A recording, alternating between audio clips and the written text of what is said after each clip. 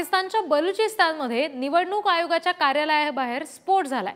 Shopping बॅगमध्ये स्फोटकं ठेवली होती अशी माहिती पोलिसांनी दिली आहे। पाकिस्तानमध्ये 8 फेब्रुवारीला सार्वत्रिक निवडणुका होणार आहेत आणि निवडणुकीआधी स्फोटानं पाकिस्तान हादरलंय।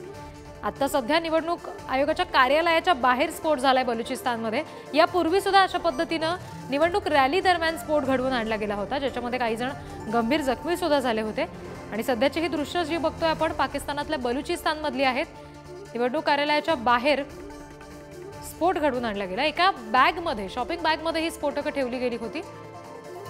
प्रतिनिधी दीपक आहेर यांच्याकडून आपण अपडेट्स घेऊया। दीपक, काय नेमका हा सगळा प्रकार सुरू आहे? निवडणूक जशी जवळ येत चालली पाकिस्तानमधली, सातत्याने अशा पद्धतीचे स्फोटाचे हादरे बसतात पाकिस्तानला।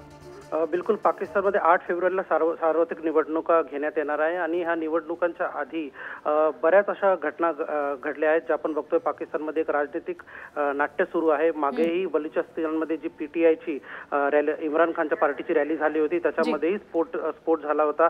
4 जणांचा मृत्यू झाला होता आणि त्यानंतर पुन्हा बलुचिस्तानच्या निवडणूक आयोगाच्या कार्यालयाच्या समोर हा ब्लास्ट झालेला आहे। पोलिसांनी जी माहिती दिली त्यानुसार या शॉपिंग बॅगमध्ये जे स्फोटक ते ठेवले होते आणि निवडणूक आयोगाच्या कार्यालयाच्या भिंतीच्या बाजूला ही बॅग ठेवण्यात आली होती। अद्याप जी माहिती येते त्यानुसार कोणतीही जीवितहानी अद्याप झालेली नाहीये, परंतु सतत अशा घटना घडल्या आणि 8 फेब्रुवारीला सार्वत्रिक निवडणूक पाकिस्तानमध्ये घेण्यात आली। त्यामध्ये नक्की पीटीआयला, पाकिस्तान तहरीक-ए-इन्साफ या पार्टीला दाबण्यात येत आहे आणि सरकार असा प्रयत्न करते की ह्या निवडणुकीला हायजॅक करायचा प्रयत्न करते, असा आरोपही इम्रान खान आणि शाह महमूद कुरेशी यांनी केला होता।